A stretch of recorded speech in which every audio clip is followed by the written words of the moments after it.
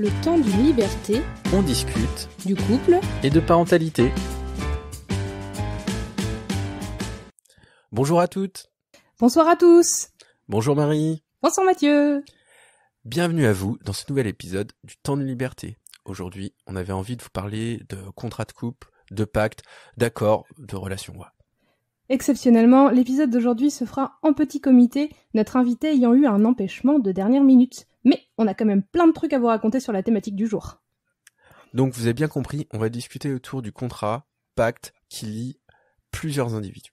Marie, comment on peut définir un couple, entre guillemets, dans le monde occidental Alors, ça a été compliqué de trouver les frontières de ce que c'est le couple. Je vais essayer de faire synthétique. Donc, en sociologie, d'abord, le couple, c'est une dyade, c'est-à-dire c'est une union de deux personnes qui peut se faire soit sous la forme de mariage, de pax ou de concubinage. En psychologie, le couple peut être vu un peu comme la construction d'un espace spécifique à deux, et le lien avec le ou la partenaire est créé par l'apport psychique. Et donc l'amour vient de ce que l'objet apaise le sujet, dans les besoins psychosexuels, les attentes et les blessures d'enfant. L'amour se retrouve aussi dans l'attraction sexuelle, accompagnée de l'élévation du sentiment narcissique qui est à la base du désir. L'attente mutuelle des partenaires de clé d'épanouissement permet donc un investissement commun dans la cellule du « nous », entre guillemets, un désir et une réciprocité du sentiment amoureux, ainsi qu'une projection commune concrète, comme un idéal qui se rejoint. De manière plus générale, le couple apparaît dans l'inconscient collectif associé à l'idée du mariage, et donc le mariage est un peu l'officialisation du couple d'un point de vue civil et encore majoritairement religieux.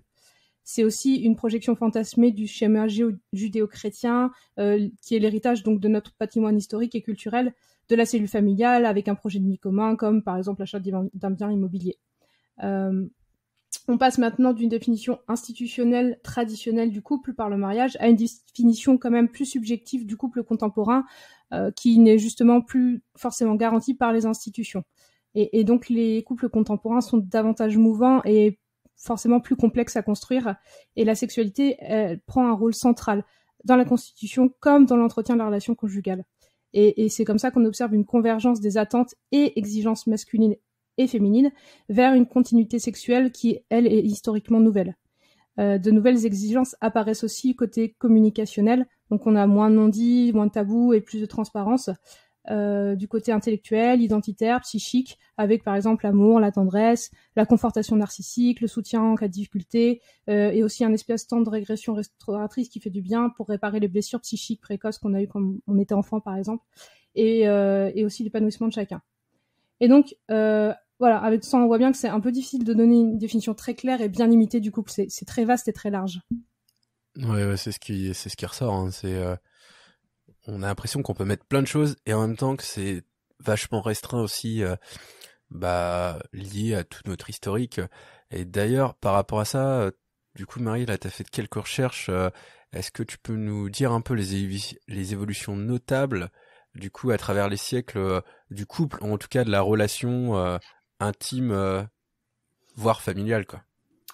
Oui, j'ai fait un balayage un peu historique qui remonte d'abord dans la Grèce antique, où là, on a les hétaïres, c'est des prostituées de luxe qui ont un rang social très élevé, les concubines et les épouses qui se répartissent les tâches dans le couple grec, enfin dans les relations grecques. Chez les Romains, les choses deviennent un petit peu plus libres et un peu plus souples parce qu'il y a une multiplicité d'unions, de types d'unions, et c'est vraiment avec l'arrivée de l'Église où le mariage devient un sacrement en 1184 que on associe le couple au mariage. Et donc le mariage chrétien entend à partir du XIe siècle la sexualité exclusive pour l'homme et la femme.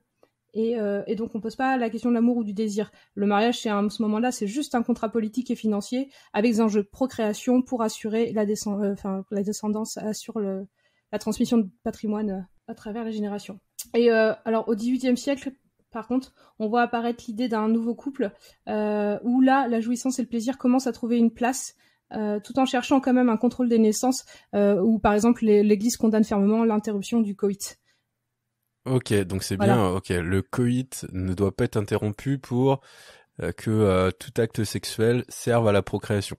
C'est ça, pour pas contrôler l'arrivée d'enfants, c'est-à-dire que c'est la grâce divine qui choisit, sinon oui ou non la femme tombe enceinte.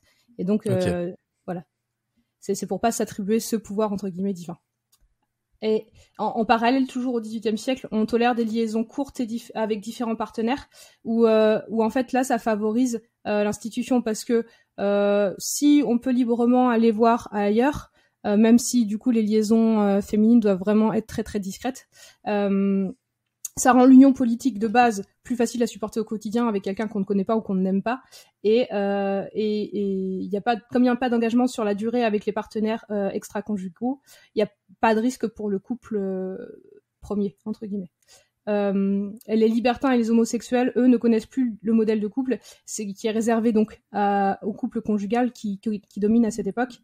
Et à l'époque classique, du coup, le couple normal passe par le mariage, mais n'implique pas forcément la cohabitation, l'amour ou la sexualité, alors que les autres couples qui apportent une forme de stabilité avec les maîtresses, les amis, chez qui on peut l'habiter, chez qui on peut passer des longs moments, s'il n'y a pas de scandale en termes de société, la moralité publique, elle dit OK.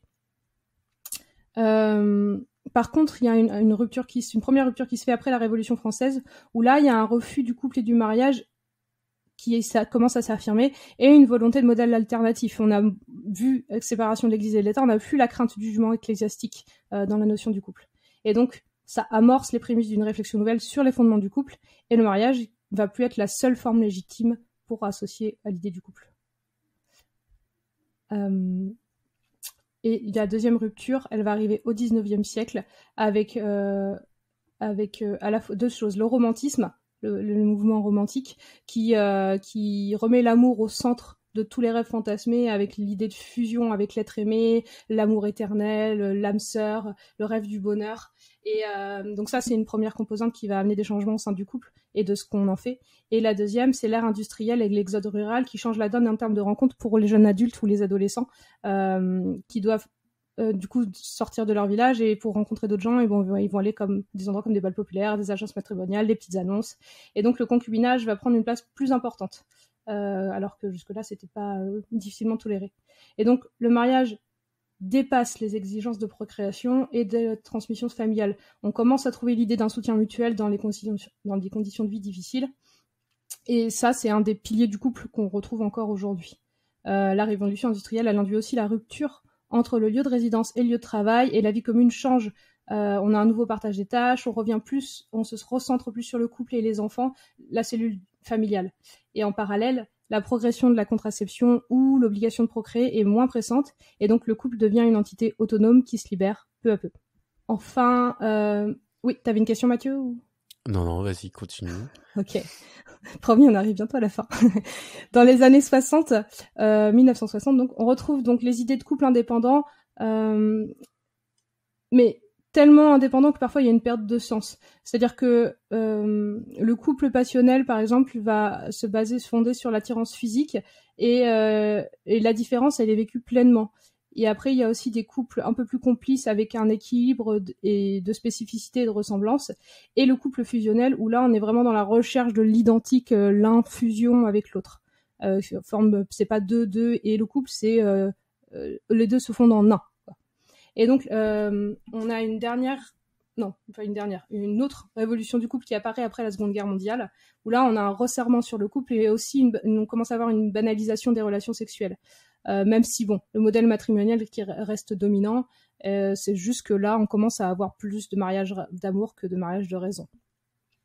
À partir des années 70, on a un fléchissement des statistiques au niveau des taux de nuptialité. On a davantage de naissances hors mariage et une explosion des divorces. Et donc ça questionne tout ça, l'engagement, la vie commune et le souci de mieux garantir sa liberté individuelle. Et on commence à dissocier davantage mariage et couple. Et donc on voit que la vie en couple devient majoritaire, et il y a quand même ce besoin de former une cellule conjugale plus que de l'officialiser. Et la procréation, elle se réfléchit de plus en plus, elle devient un choix plus qu'une obligation. Et bon, si dans les faits on retrouve encore une forme de pression sociale aujourd'hui, on a moins cette obligation de faire des enfants pour assurer cet héritage qu'on avait jusque-là, quoi.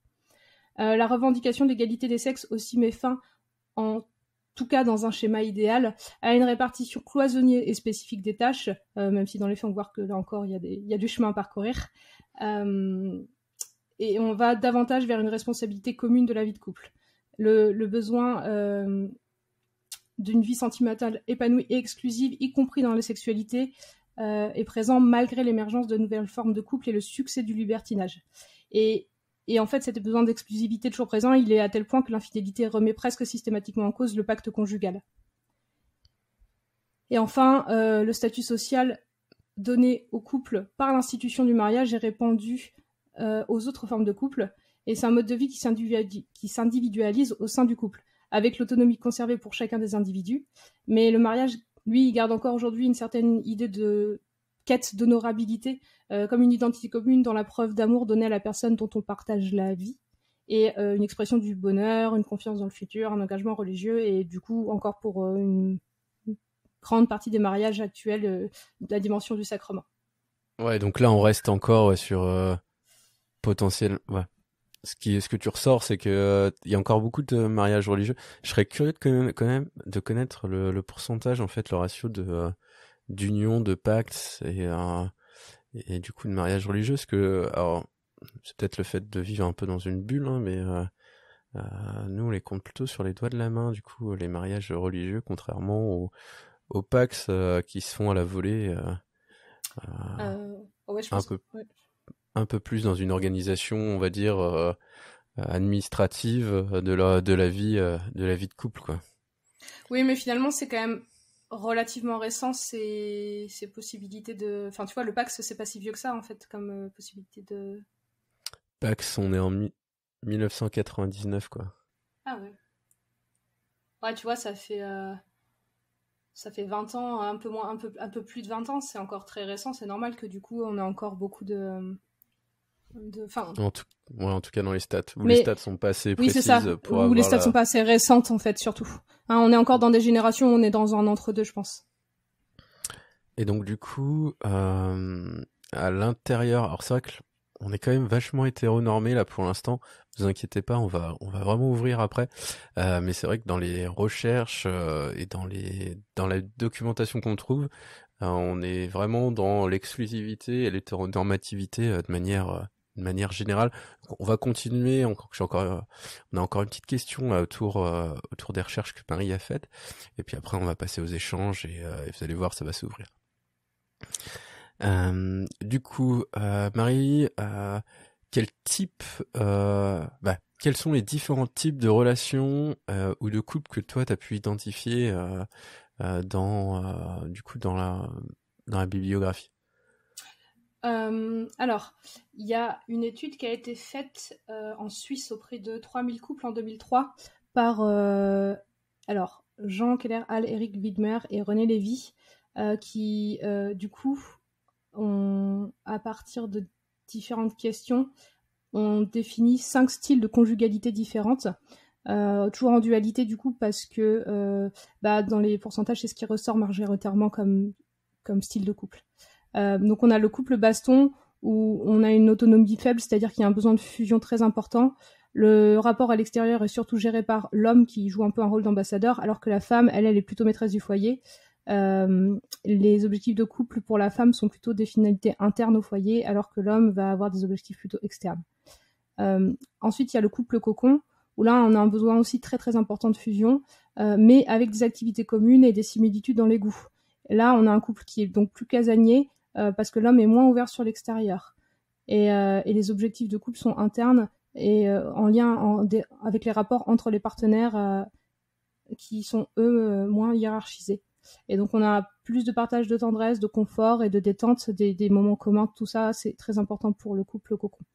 Après, il y a le couple association, où là, on a une autonomie des conjoints, avec un goût et des activités différentes, une ouverture sur l'extérieur importante et une répartition des tâches totalement égale. Après, on a le couple compagnonnage, où là aussi, il y a un gros besoin de fusion, mais on a plus d'ouverture vers l'extérieur que sur le couple bastion ou cocon. Et ce couple compagnonnage, il se définit par sa place dans une communauté précise. Et enfin, on a le couple parallèle, qui lui est moins fusionnel. On a moins d'ouverture, c'est un univers casanier, mais qui est propre à chacun des partenaires. Et donc là, l'homme va être plus sur des finalités externes comme le professionnalisme, tandis que la femme, la vie professionnelle, tandis que la femme, elle va être plutôt dans la construction du foyer. Et donc voilà, ce que je disais, c'est que la modélisation qui reste majoritaire et pérenne, c'est ce modèle de fidélité, de fécondité. Des modèles alternatifs sur les 3000 personnes, c'est 15% des personnes interrogées. Donc ça fait pas beaucoup. Je fais pas le calcul de tête comme ça, mais voilà l'idée. Là, c'est vrai que là, ça représente, on n'est que sur du modèle exclusif, donc des personnes qui sont en couple de 1 à 1, du coup des cellules de 2. Il y a aussi toute la sphère qu'on appelle non exclusive, donc on peut retrouver du polyamour. On y vient après. Et ben, je te laisse continuer alors, Marie. Ouais, il y a il y a un 6e modèle qui se rajoute après, qui s'appelle le couple fissionnel, où là on a les pratiques d'activités séparées, mais sans rompre la cellule du couple. On vit avec et sans l'autre, comme un peu des espaces où on se laisse des moments de célibataire au sein du couple. Et ça, c'est un peu le mouvement lancé par Jean-Paul Sartre et Simone de Beauvoir, qui était quand même un couple emblématique de l'après-guerre, où ils se laissaient une liberté totale l'un l'autre, et aussi sexuellement. Et du coup, c'était un des premiers couples avec une double résidence ou non-cohabitance qui est resté après, ce qui existe encore aujourd'hui d'ailleurs. Il y a beaucoup de couples il y a une partie des couples qui ne vivent pas ensemble. Lucie Vincent, elle dit que la stratégie optimale pour l'évolution consiste apparemment à pratiquer la monogamie quand c'est nécessaire et la polygamie quand c'est possible.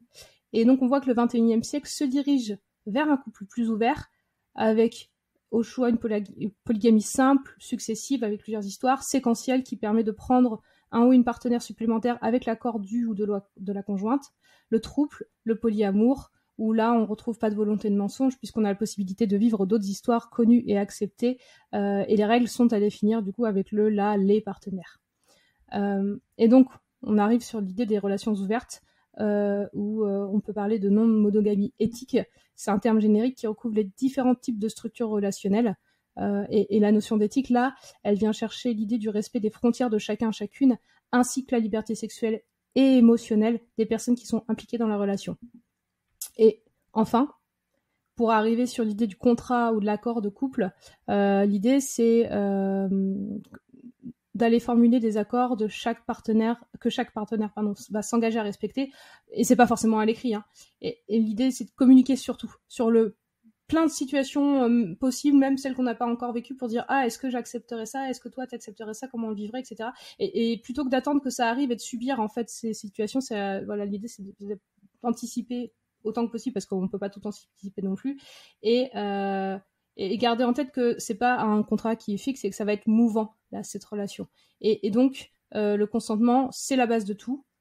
Et donc, en cherchant à paramétrer les limites de chacun et chacune, on va trouver des consensus et trouver un équilibre dans la relation.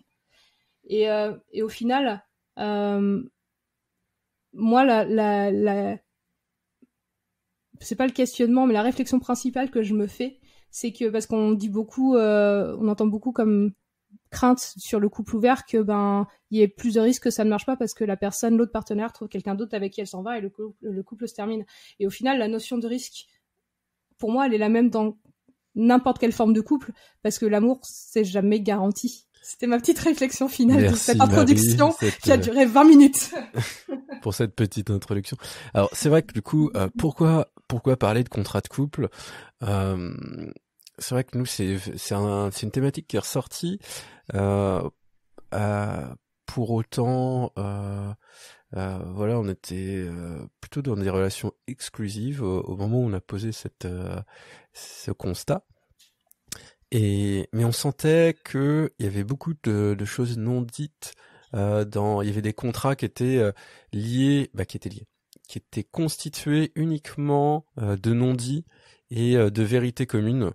Et quand on a commencé à gratter un peu sur le contrat de couple, on est assez vite arrivé sur des documents, ou en tout cas sur des pratiques liées aux amours multiples, et où là en fait le contrat de couple c'est quelque chose plutôt d'acté, où vu qu'il n'y a pas tout un carcan sur comment une relation doit être normalement entre guillemets, et ben du coup ils ont une espèce d'obligation de définir qu'est-ce qu'on met dedans et comment notre relation fonctionne.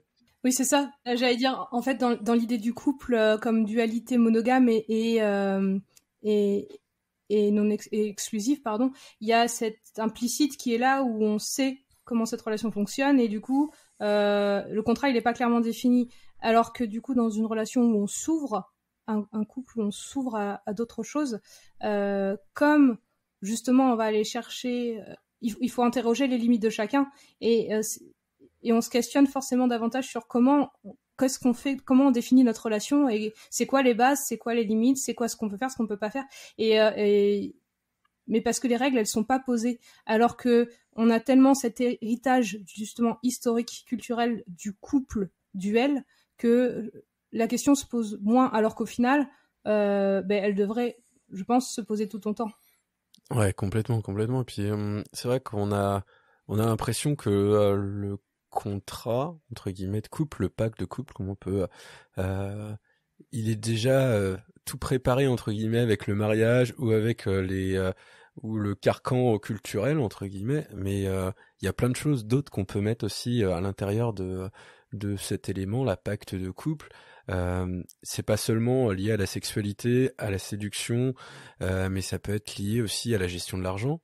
Comment on gère l'argent dans ce foyer, comment on peut gérer son temps libre aussi. Est-ce qu'on se laisse des temps de liberté ou on est toujours en cellule de couple. Voilà, comment on organise un peu cette vie. C'est un peu le règlement intérieur du couple. Alors c'est un côté moins fun dit comme ça, mais c'est un peu définir le fonctionnement en fait de chacun, parce que tout le monde fonctionne pas de la même façon. Il y en a qui aiment bien être tranquille plutôt le matin et d'autres un peu plus énervés ou quelqu'un qui est très sociable et l'autre pas forcément. Et donc du coup, voilà, il y a des situations qui peuvent se créer et qui peuvent ne pas être confortables pour l'autre. Donc c'est aussi pouvoir en parler. C'est vrai que on a je pense, on a souvent tendance à se dire l'autre pense comme moi, donc ça va le faire. Et en général, c'est là où on va sur des situations où on peut blesser l'autre personne, ou en tout cas faire des choses qui nous paraissent normales. Alors soit par notre héritage familial, parce que dans notre famille, ça s'est toujours passé comme ça, et personne s'est remis en question. Du coup, pourquoi on ferait autrement? Et puis du coup, c'est deux choses qui s'affrontent, chacun a sa vérité. Et si on n'en parle pas ouvertement, et derrière, on va au conflit et le but du jeu d'un couple, c'est quand même, d'un couple, en tout cas d'un pacte de relations, c'est que ce soit à deux ou à plus, c'est de faire en sorte que ça avance et que chacun s'épanouisse, quoi.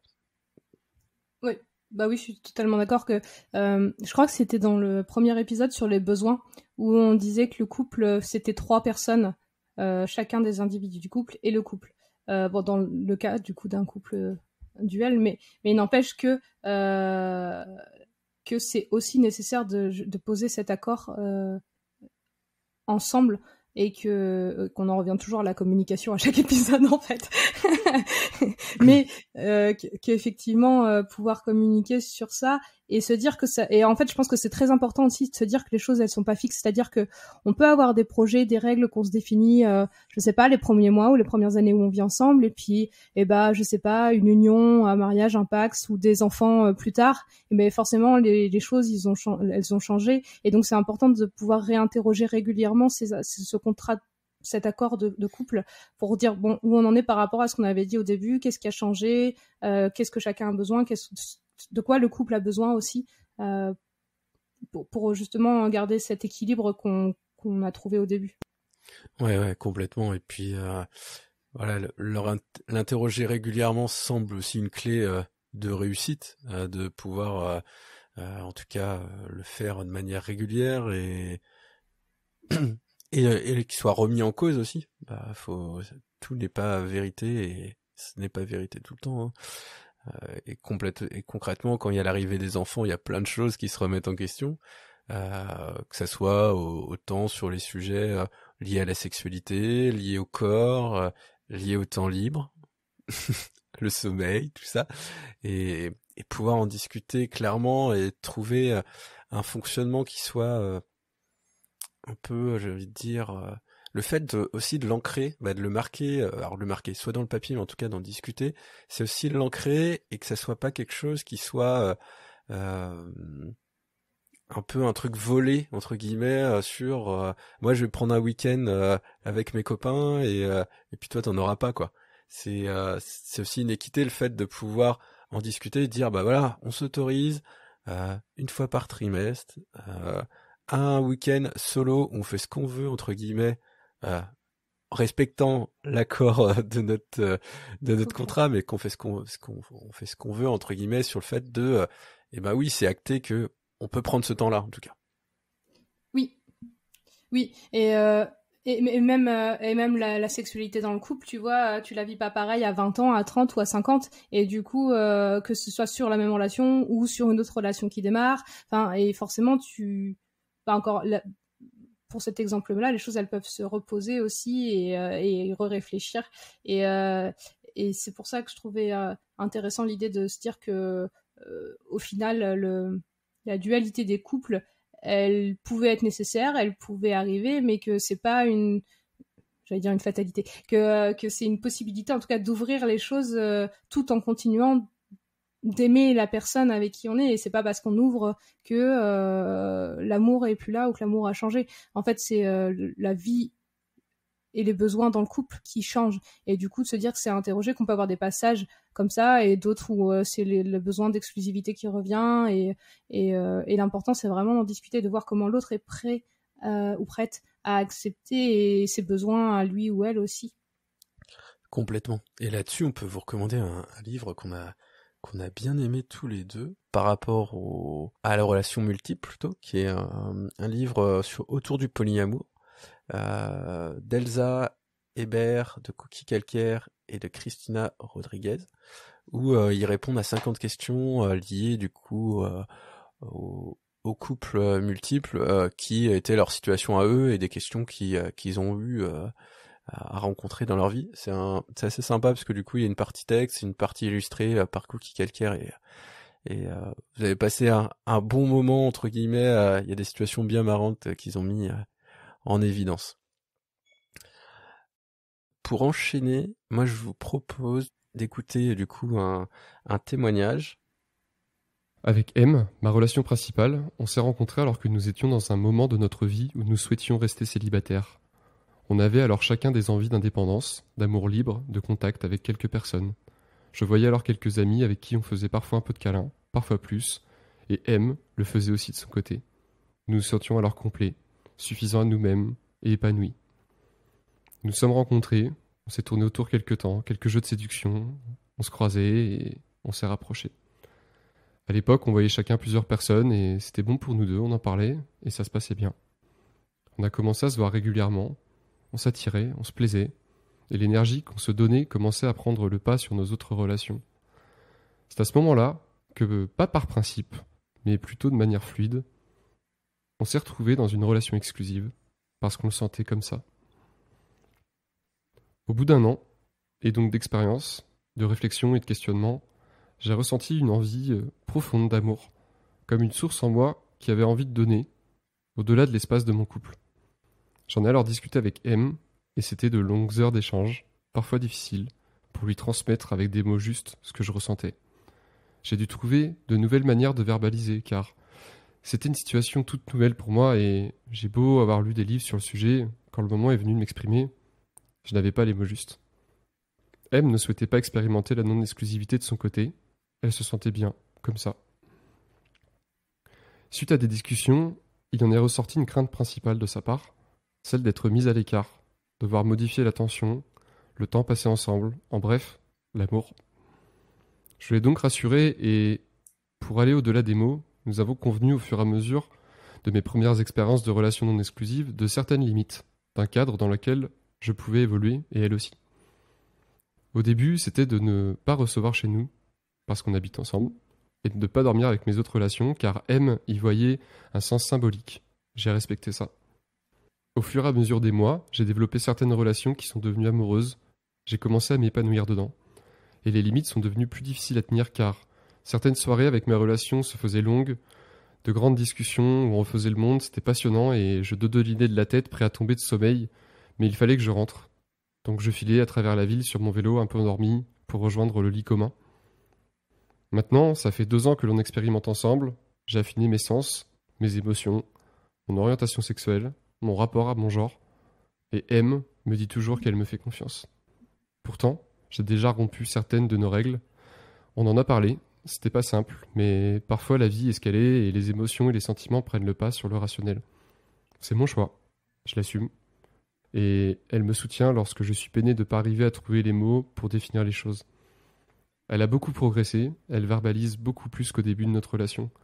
Elle me rassure, me dit qu'elle a confiance en moi, et ça marche, car j'ai confiance en elle. Une confiance qui dépasse les règles et le terre-à-terre de toute la logistique qu'implique d'avoir plusieurs relations. Et pour ma part, les relations non exclusives sont complexes, parfois fatigantes. Ça demande de l'organisation, beaucoup de communication, de la métacommunication aussi, et de la patience. Mais j'aime les personnes avec qui je relationne, toutes et tous, de manière différente. J'ai tendance à comparer ma situation comme étant sur une barque, dans un océan d'amour. Parfois, je peux accueillir quelqu'un sur ma barque, d'autres fois, je vais sur celle des autres. Mais j'ai un phare au loin, que je garde en vue, qui me permet de garder un cap, me permet de partir voyager, mais aussi de revenir en sécurité. Et dans ce phare, il y a mes valeurs, mon intimité, et il y a M. Eh bien, merci du coup pour ce témoignage très très riche et très très complet. Donc, il nous a été envoyé du coup par mail. Donc, n'hésitez pas si vous avez sur les prochains épisodes à nous envoyer ce genre de témoignage aussi. Nous, on adore. Hein. Marie, du coup, est-ce que tu veux réagir par rapport à ce témoignage ? Ouais, alors déjà, je suis ultra touchée parce que je trouve qu'on ressent tout l'amour de cette personne pour sa partenaire ou son partenaire. Et du coup, non, c'est ça, hein, il a dit elle.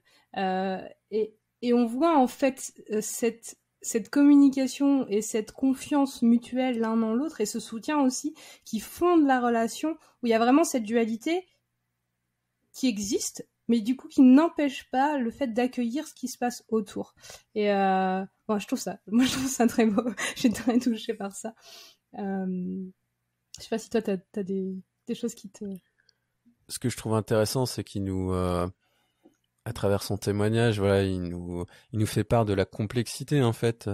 Alors là, du coup, de la situation qui a changé et qui a évolué, et sur laquelle il a réussi à trouver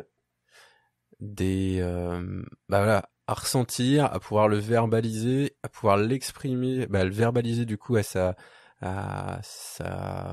compagne, et du coup comment ça a pu évoluer derrière pour arriver à quelque chose d'épanouissant pour les deux, en trouvant voilà des compromis, des choses. Mais c'est vrai que là, on est plutôt sur une relation qui s'ouvre vers du polyamour, du polyamour, oui, en tout cas de la relation libre. Il a parlé de sentiments amoureux, hein, du coup. On est sur du polyamour là, ouais. Mais c'est vrai que c'est des choses aussi qui peuvent évoluer au sein du couple sur d'autres sujets en fait. C'est vrai que c'est plus mis en avant sur les relations multiples, mais c'est essentiel aussi, je pense, dans un couple, on va dire très hétéronormatif. C'est pas, on dit pas hétéronormatif dans un cadre d'étiquette, en fait. C'est ce qui se passe dans encore une majorité de couples et c'est un fait et c'est ok si les partenaires sont ok avec ça. Alors, en fait, c'est vrai que dire hétéronormatif, c'est quelque chose de presque péjoratif, alors que non, c'est juste, c'est-à-dire qu'il y a des partenaires qui se retrouvent dans cette dualité exclusive et duelle. Et du coup, si les deux partenaires sont bien là-dedans, pourquoi pas après tout. Oui, et puis je parle d'hétéronormatif, mais je pense que c'est des schémas qu'on retrouve aussi sur des couples homosexuels, en tout cas, plutôt sur des couples exclusifs, en fait. Oui, c'est ça, monogame. La dualité se met entre l'exclusif et du coup et le couple multiple, entre guillemets, les relations multiples. Non, mais je trouvais ça très très riche. Il y a plein d'éléments qui sont intéressants sur les règles, sur l'évolution des règles, sur euh, on en discute. Oui, on peut faire des erreurs et on peut en discuter.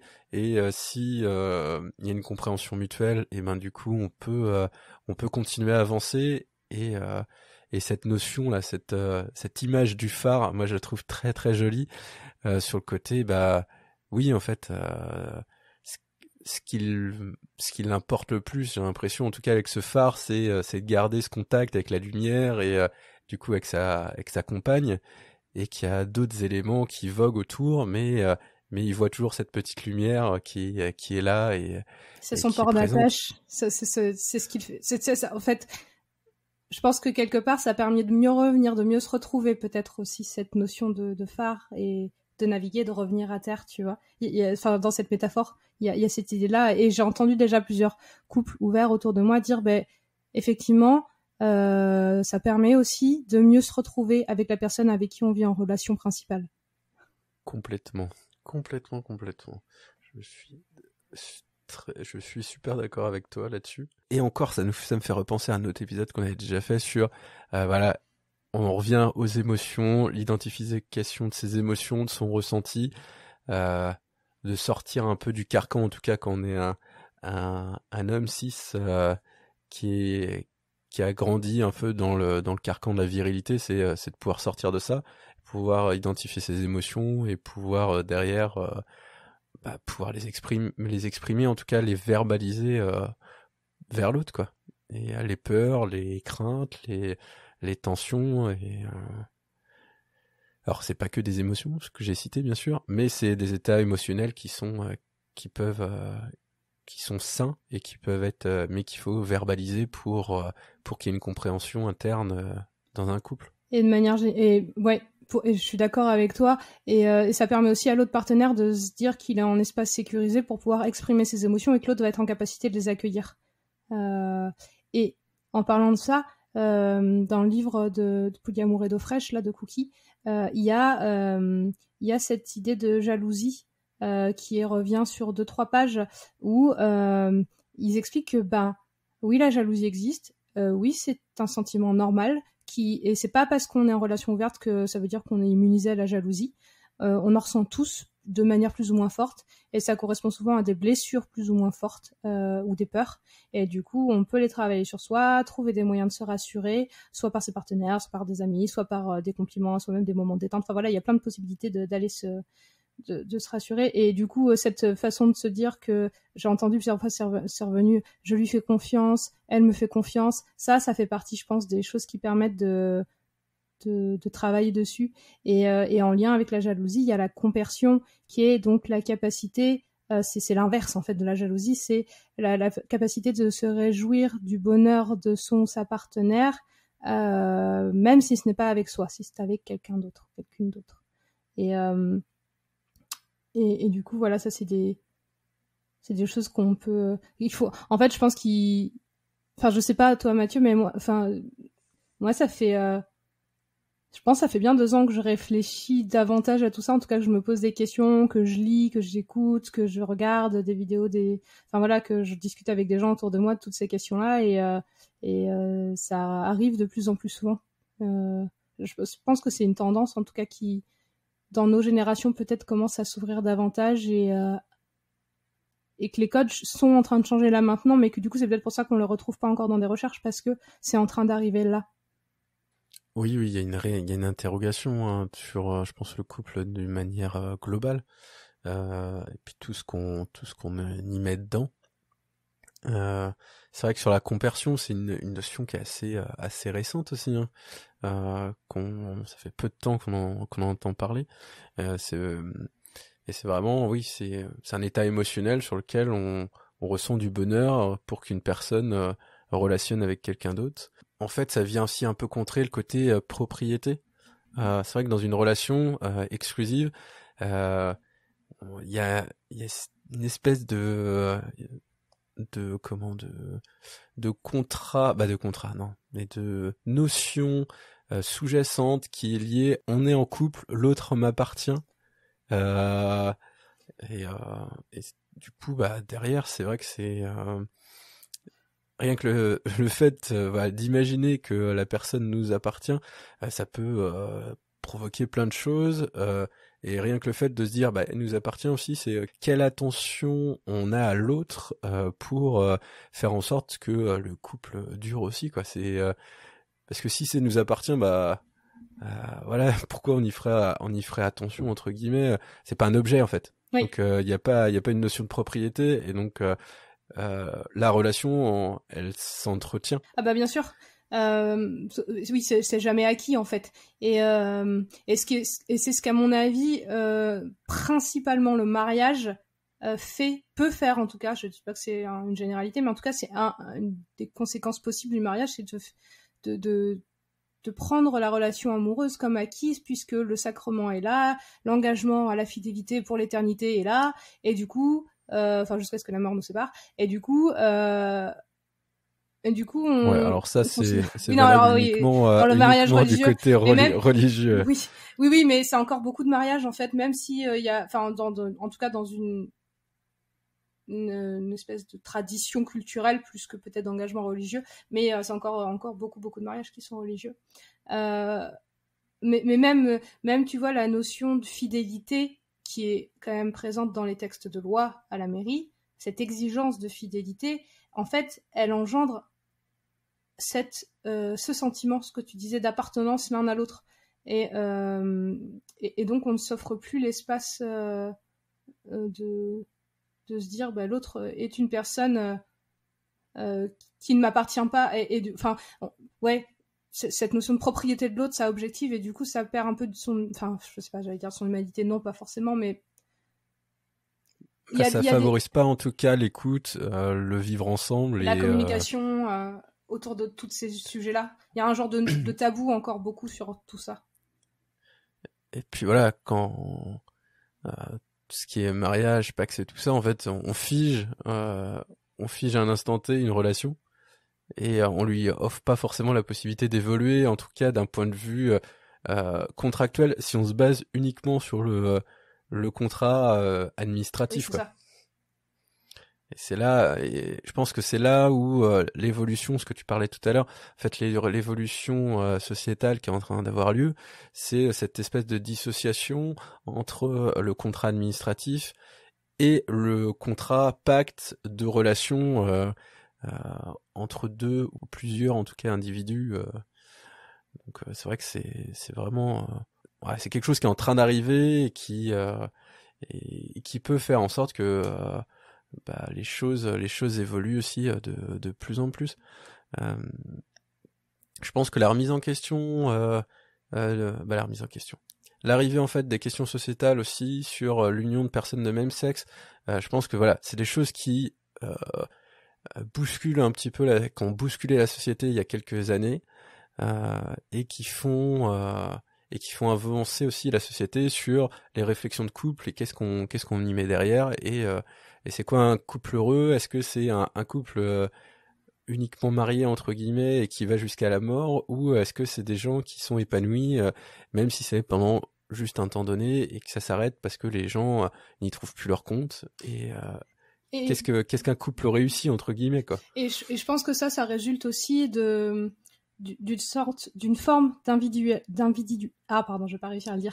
d'individualisation qui s'est installée particulièrement ce siècle, où chacun se responsabilise de son propre bonheur aussi et s'autorise davantage, et on est moins dans l'obligation de faire pour et de se sacrifier pour permettre, même si ça arrive encore, mais voilà. Et avec l'avancée aussi de l'égalité des sexes et l'émancipation de la femme, où l'un n'est plus au service de l'autre et chacun a le droit à son bonheur, et du coup on redimensionne le couple et on réinterroge les frontières du couple et la possibilité de chacun de se dire comment moi j'ai envie de vivre les choses, et ça c'est des choses, c'est pareil, c'est en train d'arriver là depuis quelques décennies, mais c'est pas encore dans l'histoire, quoi. Il y a du travail encore. Oui, plein. Donc, pour faire un petit résumé, je pense, du coup, de cette discussion, donc, c'est quoi un contrat, un pacte, où voilà, en tout cas ce qu'on peut y mettre derrière ce mot de couple ou de relation, c'est définir un mode de fonctionnement sur les différentes modalités d'un couple, autant sur toutes les facettes, que ça soit de la vie commune, de la vie collective, de la vie quotidienne, mais aussi de relationner avec l'autre et de pouvoir déterminer du coup ce mode d'organisation et de relation, pouvoir le réinterroger de manière régulière, pourquoi pas même fixer, se dire tous les ans on en reparle, ou même si tous les ans c'est trop, tous les 6 mois, ou quand l'un on a besoin, mais peut-être que le fait de donner une date, en tout cas une périodicité, ça permet de pas enfouir cette espèce de pacte sous les cartons ou sous la terre, et puis se dire ça va plus au moment où c'est trop tard, ça va plus, mince, il est où, on le retrouve plus. Le fait de le réinterroger régulièrement, ça permet de voir de voir comment ça peut évoluer, et puis essayer d'expliciter l'implicite, parce que chacun a son sac à dos, pense que l'autre il a le même sac à dos rempli des mêmes briques, et en fait pas du tout. Ou avec de la chance vous avez les mêmes briques, mais il y en aura peut-être des similaires, mais il y en aura forcément des différentes. Ouais, à moins que vous êtes avec votre sœur, mais là c'est un autre problème. Mais là on n'est pas sur ce sujet-là.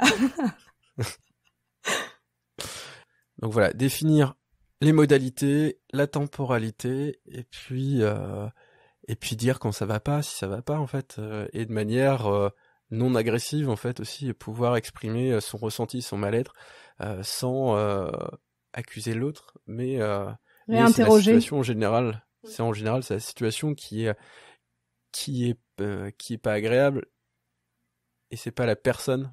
C'est ça, c'est la situation me peine ou me blesse, et comment on peut faire pour en parler. En dehors des violences conjugales qui sont totalement condamnables. Et puis voilà, qui sont. N'hésitez pas, si vous rencontrez le moindre truc, à en parler autour de vous, et à vous faire accompagner, parce que c'est le genre de choses, voilà, où on peut pas vivre dans des situations de violence, que ce soit psychique ou physique, quoi. Et vous pouvez aussi du coup contacter le 3919. Vous avez quelqu'un qui peut, donc c'est le numéro national sur les violences conjugales, et qui pourra vous accompagner et vous donner les bonnes choses à faire, en tout cas pour sortir de cette situation-là. Pour terminer, quelques recommandations, Marie, de ton côté ? Oui, tout plein. Vous allez être contents. Vous allez encore avoir des trucs à lire et à écouter. Alors, on commence par revenir sur le livre de Polyamour et d'eau fraîche. Donc de Cookie, Elsa et Tina, qui ont vécu une relation de trouble pendant 18 mois, et donc ça, à la fois ça présente leur histoire, et à la fois, comme l'a dit Mathieu tout à l'heure, ça présente une réflexion de manière générale sur la relation ouverte, multiple, que ce soit polyamour, relation libre, juste sexuelle, émotionnelle, l'anarchie relationnelle. Il y a plein de choses qui se jouent là-dedans. C'est à travers différents questionnements et aspects de la relation. Comment ils se sont déconstruits, reconstruits sur tout ça, et du coup c'est un livre qui est plutôt clair, qui pose des bonnes questions, je trouve, qui sont intéressantes, même aussi comment les enfants peuvent vivre tout ça. Et il y a un truc qui m'a marqué, où c'est vrai que quand Cookie à un moment donné explique qu'il en parle à son fils de cette, son fils lui me pose la question, je sais plus, et il a 4 ou 5 ans à ce moment-là, et du coup, il explique que oui, il est amoureux de 2 personnes qui, ils ont un triangle amoureux, quoi. Ils sont amoureux de plusieurs personnes, les uns des autres. Et du coup, le gamin, il dit oh, ok. Et c'est vrai qu'en fait, quand on y réfléchit, à l'enfant, les enfants, quand ils sont petits, ils nous disent oh moi je suis amoureux de truc, et puis de bidule, et aussi de machine. Et du coup, c'est la société qui non, tu peux pas aimer plusieurs personnes à la fois. Toi, tu vas te marier, puis t'auras des enfants. Et en fait, c'est comme ça qu'on inculque un schéma hétéronormatif où du coup les gens vont, et alors que peut-être si on leur présentait les choses autrement, ils iraient quand même, ou ils n'iraient pas. Et du coup, pour les enfants, c'est normal d'aimer plusieurs personnes en même temps, et c'est possible. Et en fait, on ne partage pas l'amour, on le multiplie. Mais voilà, c'est ça. Et du coup, c'est intéressant d'avoir ce positionnement-là de l'enfant aussi, parce que ça re-questionne en tant qu'adulte en se disant Ah bah oui, ils ont raison. Et voilà. Et l'avantage de ce livre-là, c'est que vous avez besoin d'avoir zéro notion en fait pour l'aborder. Ouais, il est très simple. Très simple, hyper clair, et un glossaire à la fin qui est très très bien fait. Il est pas du tout jugeant. En fait, il est très inclusif. Et à mettre, il peut être mis dans toutes les mains de votre tonton, votre tata, votre grand-mère. C'est ça. Je suis pas sûr qu'il y a, il y a peut-être des trucs où elle comprendra, où elle viendra vous reposer des questions derrière. Et ça donnera une discussion intergénérationnelle autour de l'amour et de la relation, et ça sera chouette. Mais voilà, c'est vraiment un livre vraiment top et que nous on a apprécié fortement.